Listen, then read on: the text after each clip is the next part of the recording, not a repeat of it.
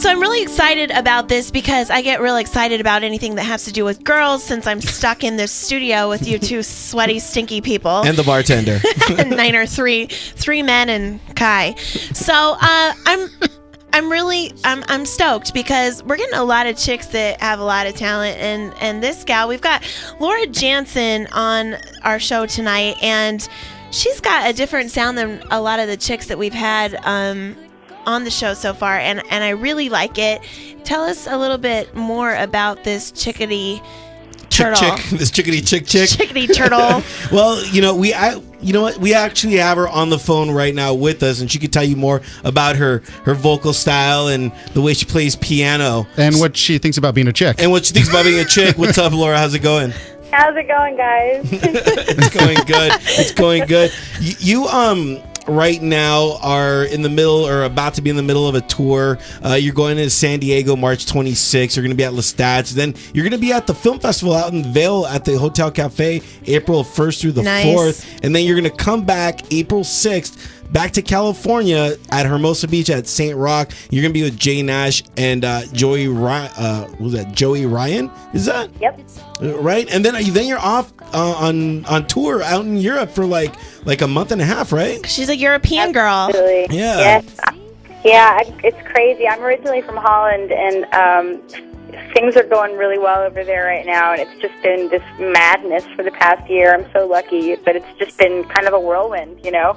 I look at my calendar and I wonder where I'm going to be next week, and I just kind of go with the flow and pack my bags. How awesome. That's really cool because, a lot of the artists that we talk to, just because, we're here in Los Angeles, we're Los Angeles based, but to hear about somebody that's here that has a huge following that's starting overseas is kind of cool because a lot of people are here trying to build their fan base here and then kind of branch out. So you're kind of doing it opposite, but it's working for you.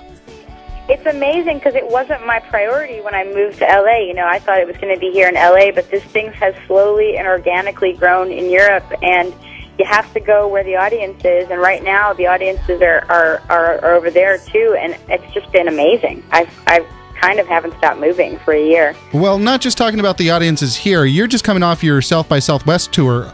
How was that experience, and did you like your road trip? I drove with my guys 59 hours in a van each way, and let me tell you, that van was right when I came home. In a van down by the river. With a bunch of guys. We burned it. We just like drove it off a ledge. We burned it.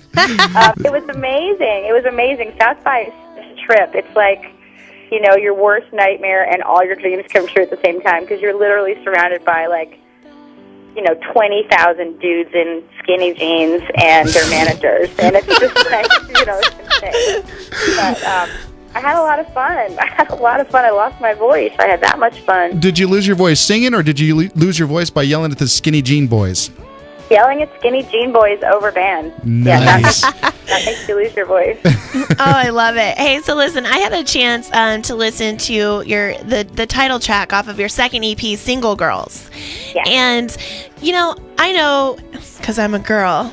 And Are you? What? I don't think so. And Turtle is too, but we'll get to that. We'll get to that in a moment. No, but sometimes when you go through breakups and you become single, it is kind of a hard thing to deal with, and I think that a lot of people can probably empathize with your song. But was it hard to write that song? Kind of what went into that? Well, I've been dumped. And I've dumped people before in my life, but I went through a breakup a few years ago that kind of made the world stop moving. It was just such a hardcore heartbreak, and I thank God for it because it was such a learning experience. But at the time, I just didn't know what to do. Nothing worked to feel better. And I wrote that song about 2 weeks in to trying everything I possibly could to get out of my own head. And the first thing I did was cut my hair because I was trying to do all these things to empower myself and shed my old skin and try new things. And so I cut these awful bangs and fantastic. Painted my room and went on a really crappy date because I'm supposed to get back up on the horse. Nice. Yeah. We like girls like that. I just made a but honestly, I just made a list. It's it's almost embarrassingly simple, that song, because it's just really honestly what I'm doing, you know, the day I wrote the song, I was doing those things. And there's a lot of optimism in the song, because I really do think that I always knew it was going to be okay. But you kind of, you know, it took me a year to feel better. And a couple bottles of Jack, right? A lot of bottles of Jack and wine and bad dates and bad haircuts. And bangs. Why is it that, no, seriously though, like so many of my girlfriends have cut their hair when they break up, or like, you know, if you see somebody at work and suddenly she's cut her hair, you're like, oh, she's getting divorced, or she's going through a really bad breakup. Like, you just know it.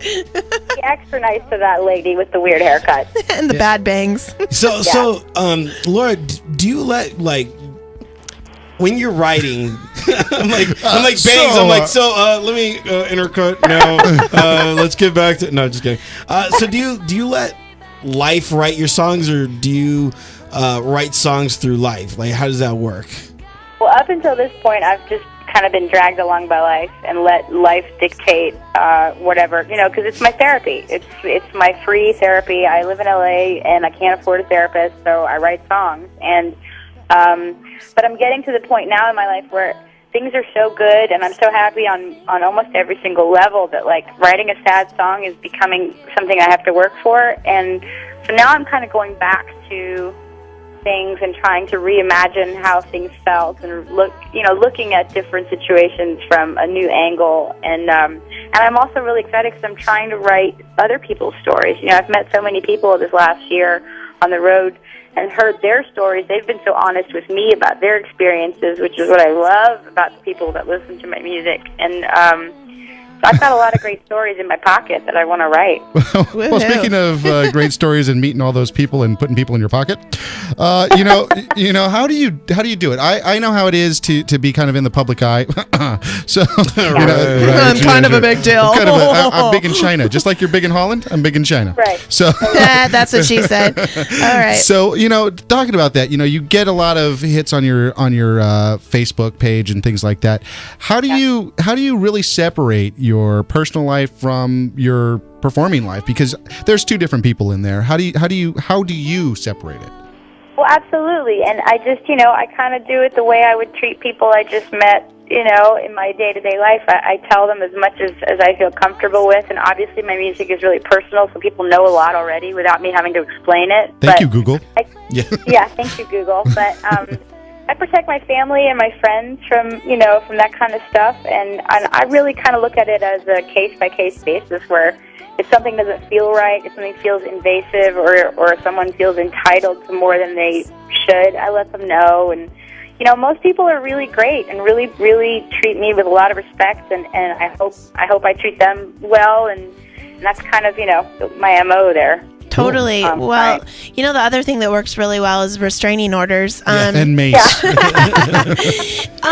So, Laura, you know, it's crazy sometimes life throws different things at you, and it is great because it really does help, you know, artists kind of find their way. You know, I recently just got into a huge car accident, and, you know, it's, you know, sometimes life is scary. Like, you know, the second you think things are going good, something happens, and, you know, everybody, you know, but it affects you in a way that you can kind of learn from it. You know, everyone has big dreams for themselves. You know, you work hard, and I really do believe that with, you know, determination that things can come true. And it really sounds like your dreams are coming true right now, aren't they? They really are, and I think the only way that's happening is I'm just getting out of my own way. You know, for years and years, I was just a control freak about, like, my dreams, and I was super ambitious. And, you know, the happier I became as a person instead of an artist, the easier the artist thing became. And I couldn't make half the stuff up that's happening to me. I couldn't have made it up if I tried. And so I'm really just trying to get out of my own way and just be prepared for whatever life throws at me. And the path of least resistance, I think, is kind of, you know, what feels good, and this is easier. This is coming easier for me now than it did 10 years ago. And yeah, I think just, you know, be prepared for magic, and stay exactly who you are, like, on the inside, and everything kind of works out. Totally. Yeah. All right, Laura, thank you so much for coming on. Once again, Laura Jansen. You can find her on Facebook. You can find her on MySpace. You can even find her on Twitter. And like I said again, March 26th, she's going to be in San Diego.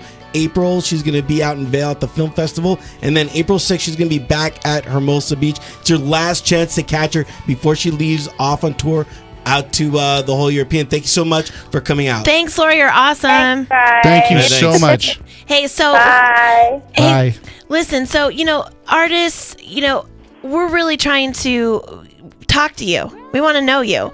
We're really expanding on different types of music right now with all of these different interviews. And so, if you are a band or an artist, hit us up on entertheshell.com. You can even check us out on Facebook. Send us your stuff, and maybe you'll get a chance to come on the show and talk with us.